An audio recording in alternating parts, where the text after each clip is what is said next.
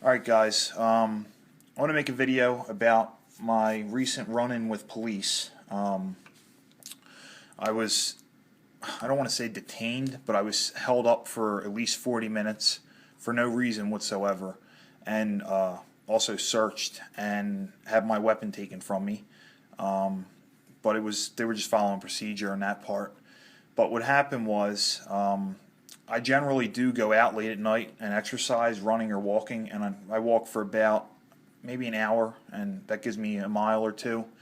But this time, this past week, I dropped off my car at the mechanic, so I figure I'd drop it off and just walk home, which is about a 30-minute walk. I take the back streets. I live in a suburb area just outside the city in Pennsylvania, so I'd figure I'd walk home. And ever since I got a license to carry, this doesn't leave my side. Unless I'm prohibited, like I'm going to a bank or the post office, I have my firearm on me 24/7, because if you have a permit and a weapon, there's no reason it shouldn't be on you. So especially late at night, I carry. And I'm walking home, and I see a cop drive down, and he goes into pulls into a driveway and makes a U-turn and comes back towards me. There's a second officer in another car with him that parks his car to the left of me, and he's to the right of me. Right away, I put my arms out to the side because I am carrying. I kind of like put my arms up halfway just and said, like, what's going on? He automatically comes over to me and proceeds to start patting me down. So I didn't even have time to say I don't give permission to search me or whatsoever.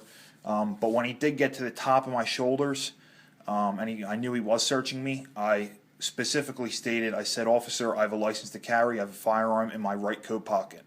He then threw my arms up in the air more and told me to grab my head and remove my firearm. And what I found out was, because my uncle lives in that neighborhood, apparently there's been a rash of break-ins during the day in the houses, and I'm assuming that someone called because it was around midnight and said there's a suspicious character, but I don't know why that would give them the right to stop me right away, because no one saw me do what they said that they thought I was doing, which was they asked me if I was feeling doors, meaning like jiggling doorknobs to see if they were open or checking if cars were open. And I was just wearing blue sweatpants and a black coat. So they did that, and then about 6 more cops, no lie. So it was a total of 8 police officers showed up. And the one cop took my gun back to the car and was checking that out, and he took my I told him, when he took my gun out, I told him that my license to carry was right here. I pointed to it, and I told him where my wallet was. He took my wallet out of my coat pocket, but he proceeded to, after grabbing my license to carry, to go through my wallet and search my wallet. That's another thing I didn't like. But I was a little bit freaked out what they were accusing me of, and they were accusing me pretty heavily. Like, they wanted me to say that's what I was doing, like admit to it. And the one cop I dealt with was a complete asshole. Excuse the language, but he was a fucking dickhead, when I say that strongly. You get these types of cops. Generally, they're the younger ones, and if you're a young cop watching this, it is what it is. You guys got a bad rap. But he was like RoboCop, and so he was asking me my story, and I gave him specific streets I turned on, which way I came, and that was my first mistake, because I've always told myself, if I ever have an encounter with a police officer, you have a right to stay silent, and you don't have to answer their questions. It's up to them to prove what you were doing. Even though you're not doing anything wrong, you don't have to talk to them, and all you have to say is, "I'm invoking my right to remain silent," and then you just have to keep asking them, "Am I being detained?" That's what I should have said, but I didn't, because the amount of cops that were there and how freaked out they were, I was a bit nervous that they were going to like try to, I know it sounds crazy, but try to like pin something on me. But because they thought they had their burglar that's been breaking into houses, and on top of it, they thought he had a gun. But it didn't turn out that way. So I told them that I dropped my car off the mechanic. They asked me where that was. They actually sent an officer to confirm the car, and the car's not in my name. So they ran the plate, and then they were asking what name the car's in, because I guess it didn't match my license.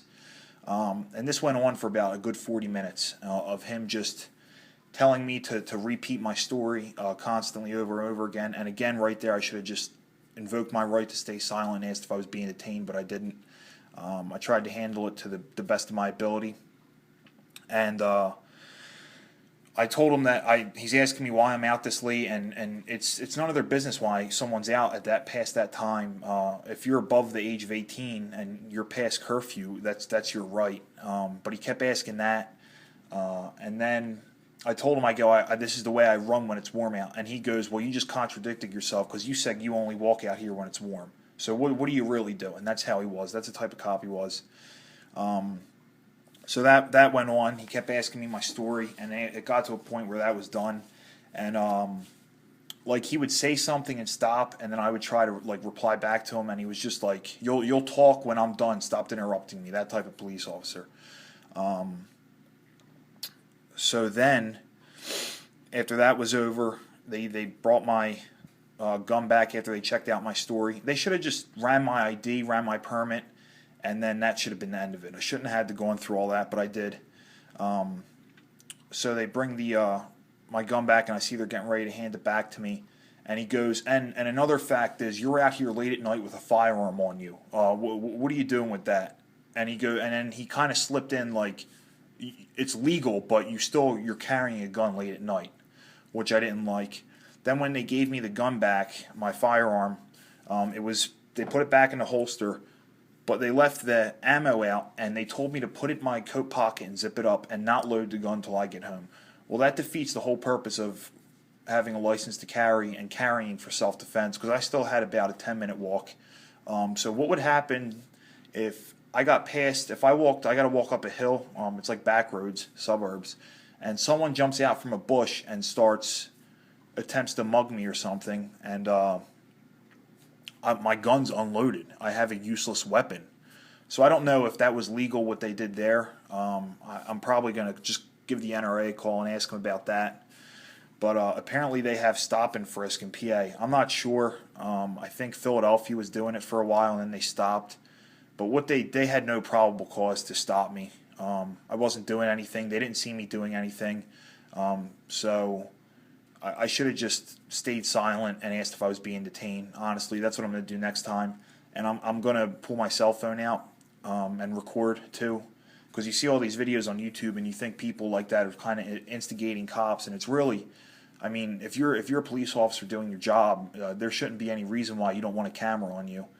And another thing to bring me back to that was, I have these out here because I was on the phone with a friend talking to him, and it was cold out, so I had this one piece in my ear with the mic out, and that cop was very adamant about having me disconnect that phone call. He did not want anyone else on the line of that phone. That's what he said to me. I want that phone turned off. Hang up the phone and turn off your cell phone. That's what he wanted that. So that drew a bit of suspicion right there. And when you're with that many cops there, I know it's going to sound crazy again. They can say I tried to swing at them, and they're cops. They're all going to stand together, and you're at their mercy at that point if you don't have a camera rolling. So I want your comments down below. I think I'm going to report them. I'm going to call the ACLU. I know it sounds nuts, but what they did isn't right. But they really handled it the wrong way, because I believe if you treat an officer with respect, they should give it back to you, and I got zero respect.